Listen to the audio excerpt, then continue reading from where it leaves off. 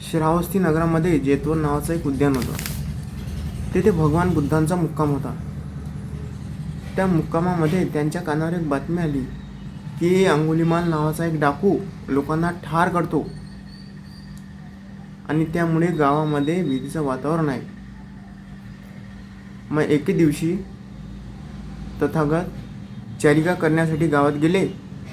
जेवण केल्यानंतर ते एकटेच जंगलाकडे जायला निघाले.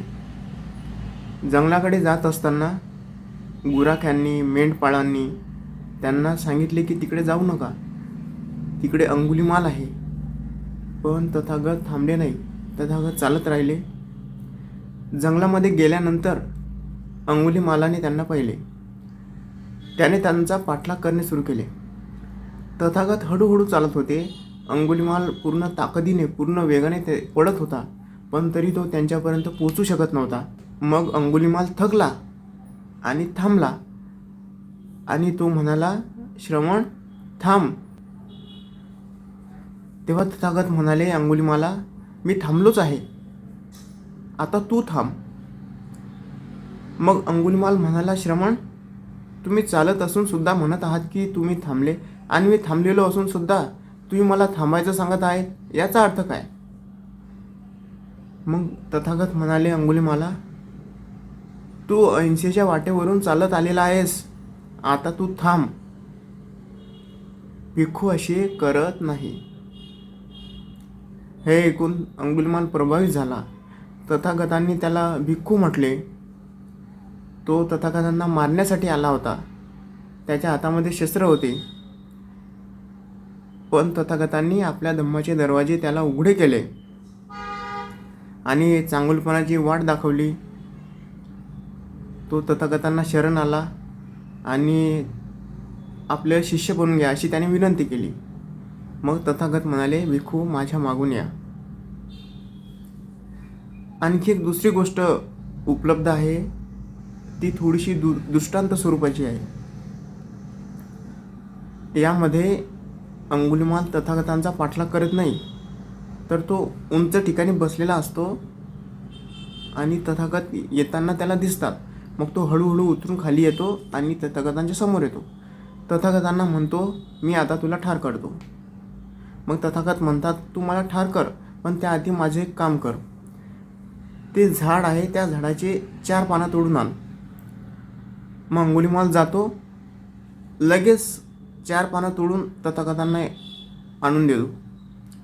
तथागत म्हणतात, ठीक आहे, आता हे 4 पानं जेथून तोडले होते तेथेच परत जोडून दे. मग अंगुलीमाल जातो, पानं जोडण्याचा प्रयत्न करतो, पण ते जुळत नाही. पानं जोडण्यासाठी तो धडपड करायला लागतो. तेव्हा तथागत म्हणतात, अंगुलीमाल पाने तोडण्यासाठी तुला काहीच वेळ लागला नाही, तू क्षणात पानं तोडली, पण पानं जोडण्यासाठी तुला किती कष्ट पडत आहेत. या जगामध्ये तोडणे फारच कठीण, फारच सोपे, आणि जोडणे हे फार कठीण आहे. तू जर या सत्याला जाणून घेतलं तर तू सुद्धा निश्चित सद्गतीला प्राप्त होशील. आणि हे ऐकून मग अंगुलीमाला आपण केलेल्या चुकांची जाणीव झाली. त्याला फार पश्चाताप झाला आणि त्याने तथागतांना आपल्याला शिष्य बनवून घेण्याची विनंती केली. आणि त्यानंतर तथागत म्हणाले, भिक्खू माझ्या मागून या. तर अशा ह्या 2 गोष्टी आहेत. तर तथागत आणि अंगुलीमाल यांच्यामध्ये ॲक्च्युली काय कन्व्हर्सेशन झालं याविषयी खरं म्हणजे अनभिज्ञताच आहे. पण तथागतांनी त्याचे मतपरिवर्तन केले आणि त्याला जंगलातून बाहेर घेऊन आले. आता अंगुलीमालाच्या बालपणाविषयी आपण बघू. त्याचा जन्म श्रावस्ती नगरात एका ब्राह्मण कुटुंबाच्या घरी झाला. त्याचे आईवडील ब्राह्मण होते. त्याच्या आईवडिलांनी त्याचे नाव अहिंसक असे ठेवले होते. शिक्षणासाठी तो 1000 किलोमीटर दूर असलेल्या तक्षशिला विद्यापीठात गेला. तेथे त्याने मेहनतीने अभ्यास केला. एक मेहनती आणि हुशार विद्यार्थी म्हणून तो तेथे नावलौकिकास आला. विद्यार्जन करून तो परत आपल्या गावी श्रावस्तीला आला. याच्यानंतर मात्र त्याने हिंसेचा मार्ग पत्करला. आता इतका हुशार विद्यार्थी हिंसेच्या मार्गाला का लागला, याविषयी अभ्यासकांमध्ये 2 मत आहेत. पहिलं मत, तो ज्या आश्रमामध्ये राहत होता तिथे तो हुशार विद्यार्थी होता, गुरूंचा लाडका होता आणि म्हणून इतर विद्यार्थी मित्र त्याशी जडं वृत्तीनं वागत होते आणि गुरूच्या मनातील त्याचे स्थान कमी करण्यासाठी त्यांनी गुरूंना खोटी बातमी दिली की हा अहिंसक तुमच्या पत्नीवर वाईट नजर ठेवू नये.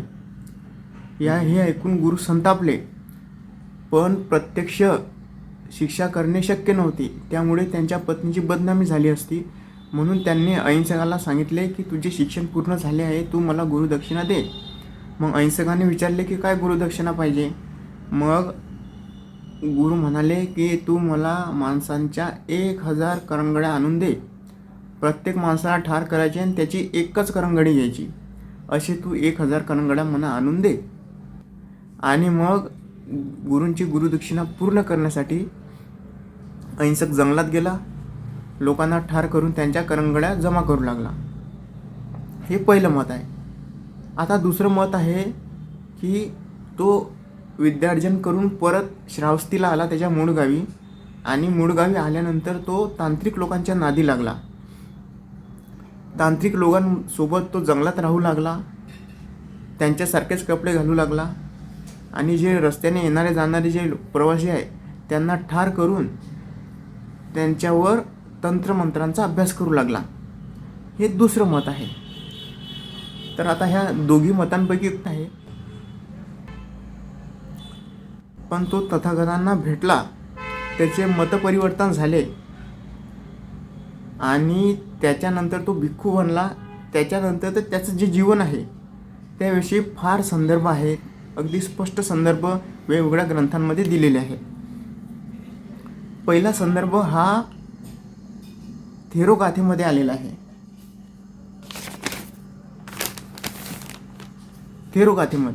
थेरोगाथा म्हणजे काय, तर बुद्ध जे उपदेश देत होते त्यावेळचे जे थेरो होते, म्हणजे मोठ्या लेवलचे भंतीचे जे होते, जे बुद्धांच्या सोबत राहायचे, तर ते उपदेश ते ऐकायचे आणि कविता स्वरूपात पाठ करून ठेवायचे, कारण त्यावेळेस लेखन कला नव्हती. मग ते उपदेश ते कवितांमध्ये पाठ करून ठेवायचे, त्यांनाच गाथा म्हणायचे. मग ह्या गाथा ते नवीन जे ज्युनियर भंतीचे येतात त्यांना ते सांगायचे. मग ते ज्युनियर भंतीचे जेव्हा थेरो बनायचे तेव्हा ते ज्युनियरला सांगायचे. असं हे वर्षानुवर्ष चालू होतं, कारण त्यावेळेस लेखन कला नव्हती, सर्व तोंडी पाठ करूनच राहायचं. मग हे थेरोगाथा ह्या अशा तोंडी चालत आल्या. 250 वर्षानंतर, बुद्ध गेल्यानंतर 250 वर्षानंतर तिसरी धम्मसंगीती भरली अशोकाच्या काळात. त्याने त्याला स्पॉन्सर केलं होतं.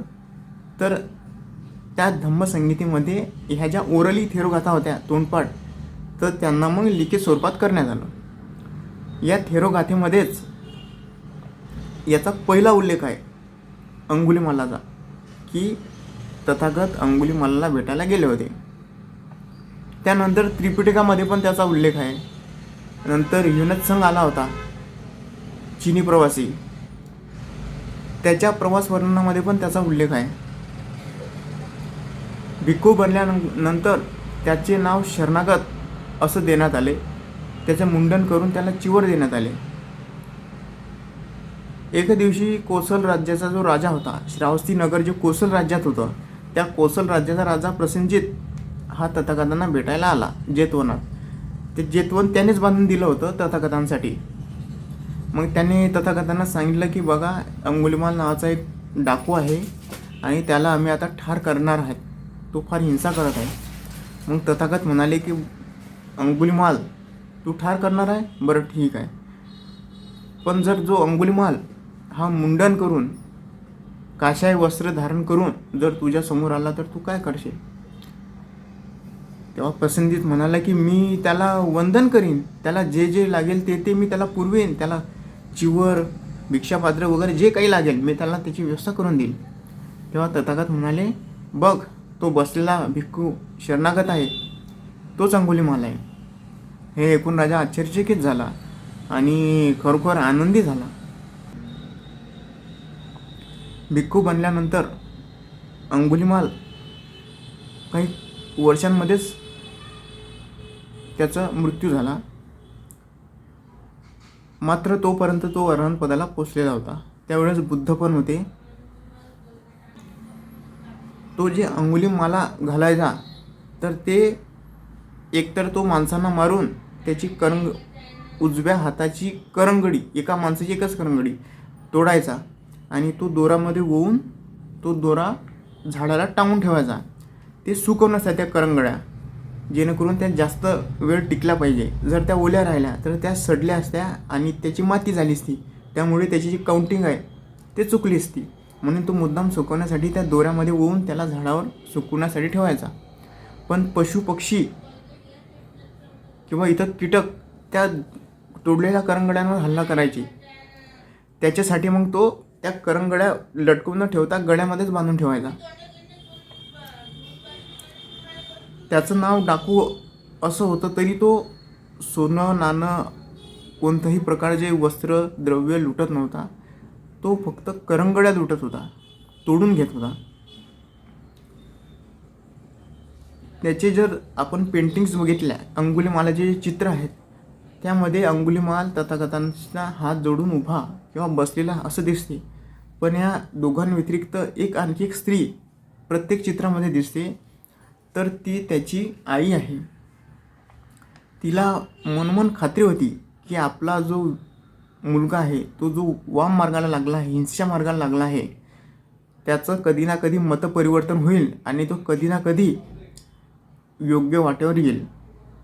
आणि जेव्हा तिला कळलं की तो आता हिंसेच्या मार्गापासून परावृत्त झाला आहे, तो आता चांगला माणूस बनला आहे, तो संन्यासी बनला आहे, तेव्हा त्याच्या आईला फार आनंद झाला.